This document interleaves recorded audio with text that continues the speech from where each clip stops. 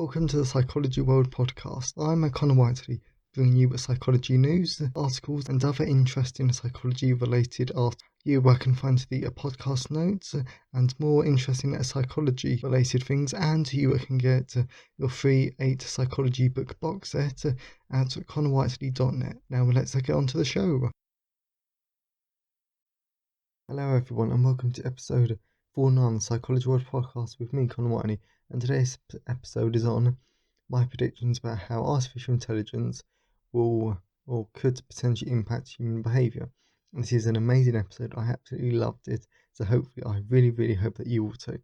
So moving on to the psychology news section, moving from the British Psychological Society Research Digest. So more entitled people get angrier when experiencing bad luck. We've all had the experience of losing our temper when being treated unfairly by someone else. And while anger isn't the most pleasant emotion, it can be a useful social tool to signal to another person that we aren't happy with how they're acting towards us.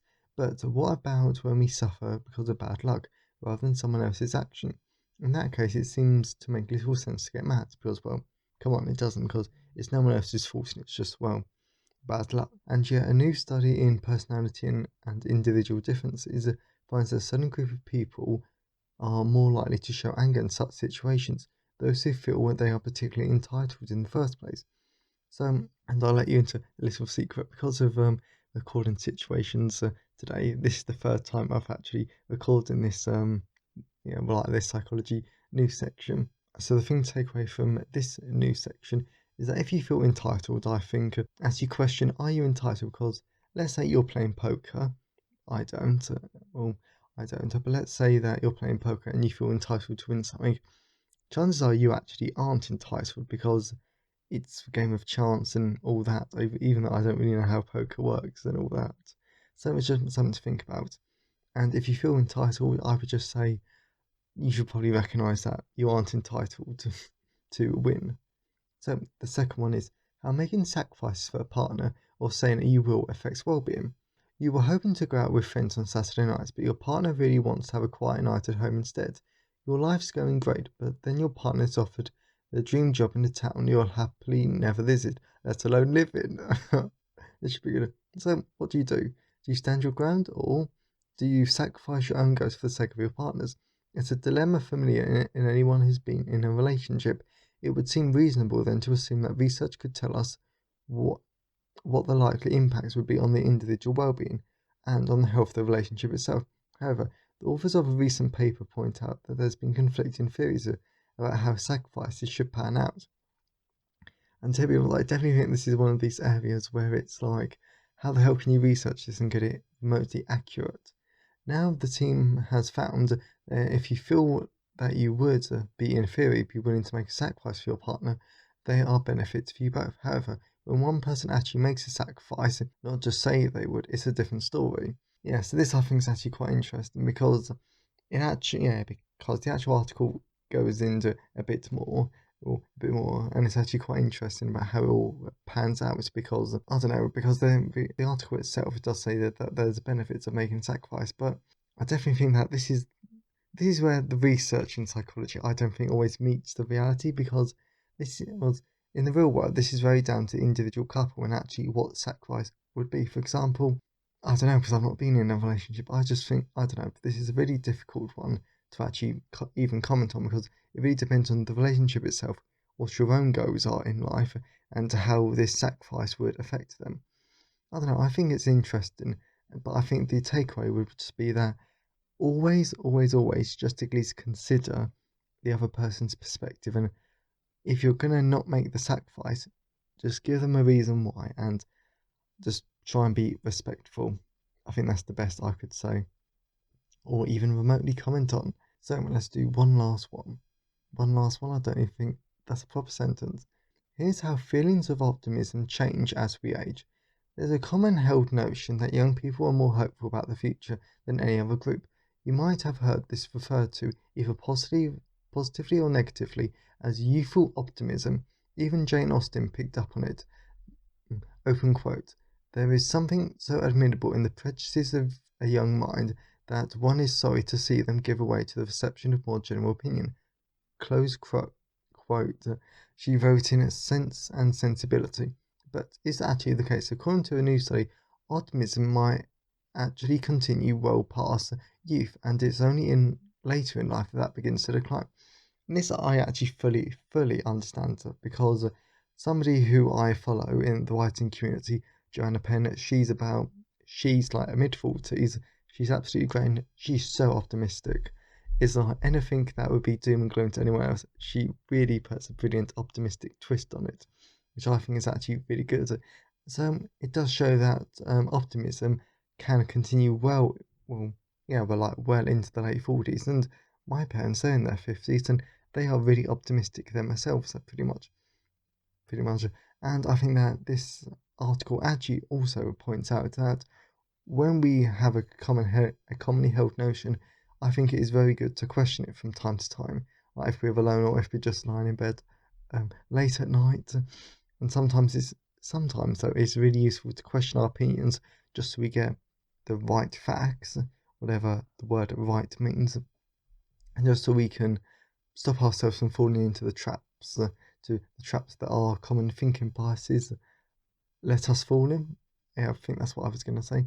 So that's enough for the psychology news section. So let's move on to the personal update. Moving on to the personal update. So this week's been really good. It's mainly been audio dominated because last weekend I finished off Garo Destroyer of Worlds audiobook, which I loved. It was such a great narrating experience that I really enjoyed.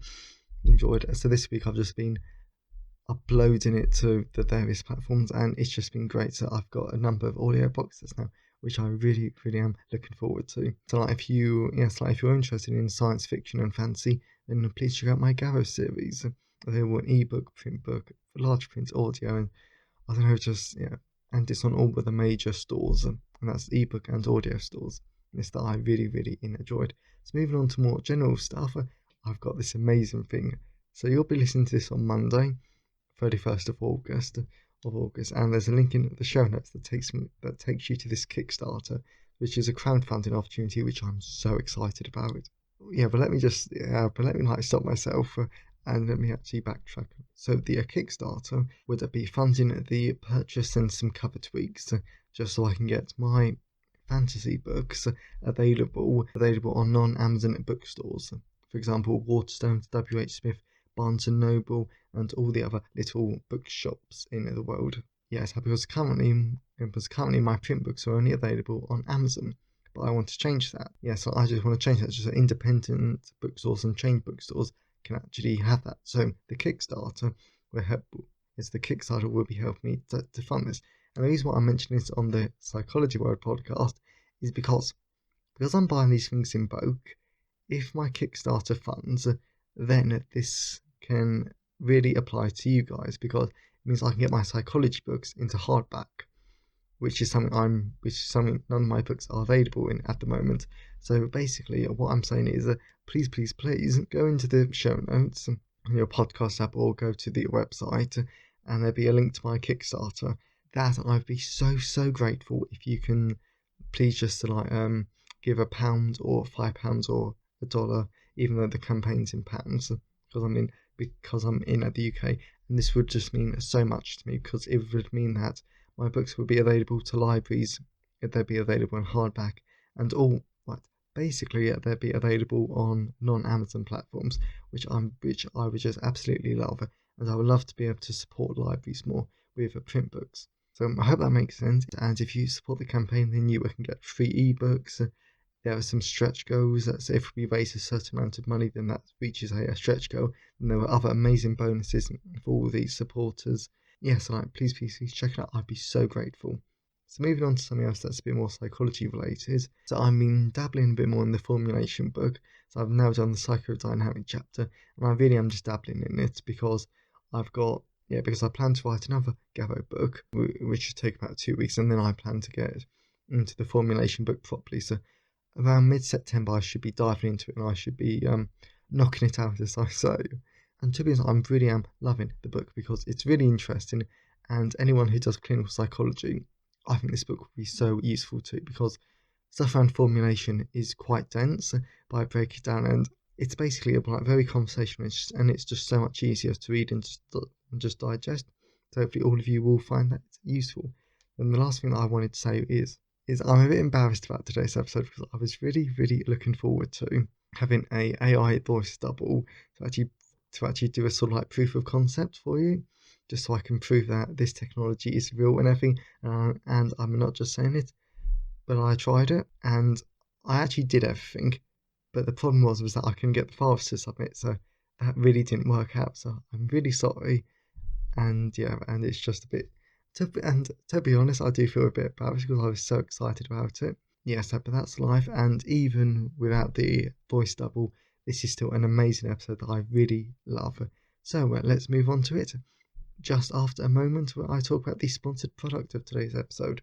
So today's episode is sponsored by my cognitive psychology book, second edition. And the main reason for this is because today's episode is really about cognition and mental processes, and this book goes into a lot more depth about how technology can affect us in a general and how different mental processes work. So if you hear something today that you're a bit unsure about, then this book is a great guide to help you understand it a bit more. Yeah, so this is available in large print, paperback on Amazon, and is also available on ebooks on all major ebook platforms like Amazon, Kobo, Google Play, Nook, Barnes & Noble, and it's also available on audiobook in all the usual places like Google Play, Kobo, Audible, Amazon, and all the other places.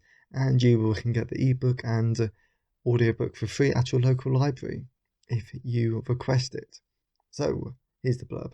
Do you want to know how mental processes impact our behaviour? Have you ever wondered about how memory works and why it's flawed? Do you want to know how we think and what affects our decisions? If the answer is yes to these questions, then this is the book for you. As in this book, you'll learn a lot about cognitive psychology and how mental processes affect our behaviour, all in an easy and engaging way. By the end of this book, you will know what cognitive psychology is and how a wide range of mental processes impact our behaviour. Yes, this book I really enjoy, and hopefully you will too. So again, available on all the major ebook and audiobook retailers, and you can get it for free at your local library if you request the ebook or audiobook. So let's move on to the content part of today's episode. So moving into the content part of today's episode, so the way how this is all going to work is that I'm going to start off with the general artificial intelligence news, just so you get an idea about the technology and how it works. No, actually, but not how it works, it's just that it's a real thing that I'm talking about. Then it goes into the actual psychology theory about how this theoretically affects our behaviour. Then I'm going to go into my predictions. So these are only predictions, so these are my opinion, but no, actually, well, I don't think but these are based on psychology studies and just stuff like that, basically. So, artificial intelligence. So, as I said in the personal update, I was going to have a AI voice double, but that didn't quite work out, as I already said. But the technology is real, and you can see it in action on deepzen.io, because that's the AI narration audiobook company. And actually, for my winter trilogy, I'm actually going to be using them, so I really am looking forward to. And in case you're thinking I'm stealing people's jobs and everything, the great thing about this company is that the narrators, when their voice is used, they get paid still, so they're not losing any money by doing this. And I'm actually considering getting my own voice done and my voice working for that company. I'm just thinking about it because if I can make money for just like doing my voice once and then getting paid for the next few years when people use my voice randomly without me having to actually do anything, then I think that that's amazing. So, and it's just a bit of extra money, but it's just something to think about for myself, maybe. And there's also dscript.com, which is the AI voice double company, and this also has the AI transcription service. So let's actually go into the more something else. That and also artificial intelligence has actually generated a textbook, and this book was actually published in April 2019 when The Verge reported, writing in the introduction, Springer's Natural's Henning Struttenberg, a human, says books like this have the potential to start a new era in scientific publishing by automating drudgery. So this I think is really important because this means that our textbooks at university and at school and any other levels of education could potentially be written by AIs. And there's actually this new thing that's come out, GTP3, I think, and that is really powerful for like writing blog posts and everything. And in the future, artificial intelligence will be able to write books. And I'm going to talk about this later, but you won't be able to tell the difference between a humanly written book and an AI written book. So that's something that we're debating in the author community at the moment. Personally, I don't have a problem with it because I'm doubling down on it being human. This I'm going to talk about in a minute. That and like Forbes is also a really good one because they reported on the DeepZen.io company.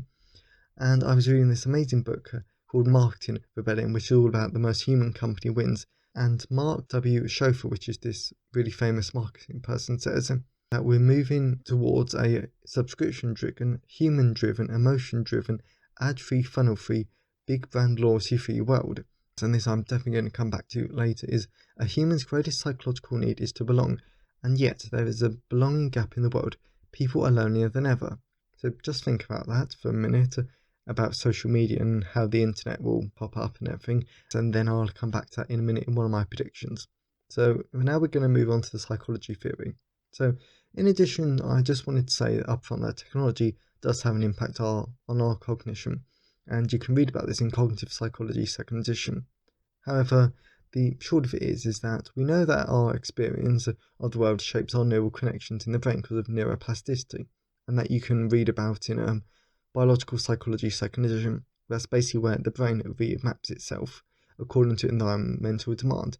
However, as more and more of humanity is becoming exposed to technology, it's reasonable to assume that our cognition will change because of our exposure to technology. Finally, I just want to say that artificial intelligence will change the world because whilst artificial intelligence is similar to the internet of the 1970s, if we think about how far the internet has come since that decade and how important the internet has become in our lives, then it's only logical to assume a similar thing will happen to artificial intelligence. Because, come on, let's think about the internet. I can run my business on it, you can listen to me through it, you can do so many things because of the internet, and it's quite mind-blowing to think about what the internet was like even 10 years ago. You can do half the stuff that you do now on the internet back then. Yeah, so now we're going to move on to my predictions. So, number 1, our cognition will be influenced. So sort of like what I've said, but it is honestly ridiculous to say that our cognition will not be affected by artificial intelligence because technology and our experiences constantly shaping our mental processes, whether it be our memories, our schemas, thinking patterns, and even our thinking biases. And just to prove my point a little more, here are some studies that show that technology does impact our behaviour and our cognition.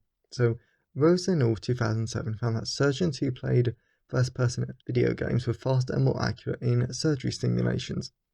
Sanchez 2012 showed that playing first-person video games and other technology that required spatial abilities could help students to understand abstract scientific concepts. Rosa and Sheffer 2013 showed that students who surrounded themselves with more technology while studying scored lower average grades than others. And I also wanted to say that this episode of the Psychology World podcast also would actually link great into the very first episode. So I would definitely recommend you checking out the first episode if you haven't.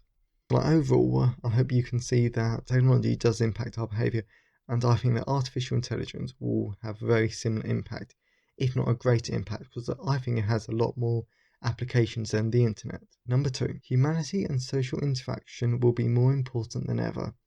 This I really am excited about because as a human random person, this is great. As we have seen with the rise of the internet, and by extension social media, people have reportedly felt lonelier than ever, and as artificial intelligence spreads and creates virtual conferences perhaps, then we may feel the need to use this technology that could create the same experience instead of going out to see friends or connect with real people. So instead of typing in a comment on social media or a Facebook group, like how I'm part of tons, a lot of different writing Facebook groups, in the future, we may be able to go into the group and comment by talking to someone. Nevertheless, this will still create artificial relationships that just aren't real, and it will be more important than ever to connect with real people. So, moreover, with artificial intelligence allowing us to create voice doubles, AI films, because that's some great news, I would definitely check out Wire magazine because that's a really good source for AI news. and also Singularity Hub if you are interested in AI, because there's some really interesting stuff that they report on. Provide books and more. So people will not be able to tell the difference, as I've already said. This means people might be less likely to trust big companies or in human brands, making human branding even more important than ever. And this is what I'm doing with my author brands, and also for the author community and also businesses. You can hire me as a human branding consultant, where I work with you to try and make your brand more human so people can connect with it and are more likely to buy with you. But that's a topic for another day. Yes, and this applies to the job market as well, because if artificial intelligence can write articles and content for companies, then why would a company ever need to employ you? And this also applies to different markets as well, like a different job markets, because you are needing to double down on being human and what makes you unique, because this goes to every single job, to be honest. So the final one is education will be more accessible than ever. So this I think is definitely one of my more out there ideas, but I think it's perfectly valid. So let's read it. Throughout the COVID-19 pandemic, we have already seen a massive increase in online learning. For example, I've done a number of courses and I've done a few webinars with the British Psychological Society, like the British Psychological Society conference, and actually that's given me an idea for a point I'm going to link back to in a minute. And personally, I quite like online learning, and this is going to continue through the first term of my second year at university, and that bit I just put in there for future listeners, because I think if you're listening and if you're a university student, then chances are you're probably in the exact same position. So in other words, online learning is the new normal, but I think we all have to admit it's very limited, because there's no sense of community, you can't talk to your friends, and it's very different from the lecture theatre at university. And if you're a secondary school or high school learner, then again, because you're going to have to be 2 meters away, you can't talk to people, and it's really different. And it's also a lot harder to ask questions if you're having to learn online. I think we've all found out that textbooks and other needed course materials are very expensive, which I find really annoying. However, artificial intelligence and other advancements could change this. As Deep Zen, God, I feel like they should be sponsoring today's episode. They're not, by the way. Is creating AI narrated audiobooks, and this could bring textbooks into audio formats. This I would absolutely love, because it's so much easier to listen to audiobooks than having to read for half an hour to read a few pages because you need to take notes. So that's just really, really annoying. That's academic publishing for you. And another way how education could be more accessible is that virtual reality could create virtual lecture theatres, so the experience would be identical to a normal learning in a lecture theatre, with all the normal benefits instead of the problems associated with remote learning. And something else is that, as this is the Psychology World podcast, because I don't really put the world in it enough, is that this advancement in technology could make education more accessible to other people, as you aren't constrained by physical capacity or social distancing in this case. So you could have thousands of people all over the world logging on to attend this lecture and auditing the exact same course. This is already happening in the author world, because I go to tons of webinars where you learn about book marketing and all the different various author stuff, so I won't bore you on that. But webinars are really useful, and something else that I love about webinars is that you get people from all over the world. You get people from Hungary, Belgium, France, US, UK, Canada, all in the exact same learning experience, and it's great because you're all learning from this one person, but you're not constrained about physical places. And this is what I quite like about webinars over conferences, is that conferences can be really expensive and you actually need to go to them, and sometimes that's ridiculously expensive, especially if they're in the US. But webinars allow you to go to them a bit more locally. That made no sense, that last bit. Meaning that as a result of this technology, this knowledge can be accessed by anyone. And to be honest, I doubt this wouldn't happen for formal education, because this can make education a lot more accessible for different people. But equally, I do have to admit that universities could seriously capitalise on this and charge extremely high prices for international students or anyone just to attend this virtual webinar stuff. Yes, but who knows? We have to try and think positively. So there are my 3 AI predictions. I would absolutely love to know your thoughts on them, and if you have any other predictions yourself about how AI could affect human behaviour, Yes, it was just those three because I was trying to keep it relatively short, but I've got to remind you that artificial intelligence can be a great thing, and to be honest, it will be exactly like the internet, because the internet is a great tool, but the internet does have a dark side, but it does have the light side as well. So it'd be good and bad, and artificial intelligence will be. So I really hope you've enjoyed today's episode. Have a great day, and I'll see you next time.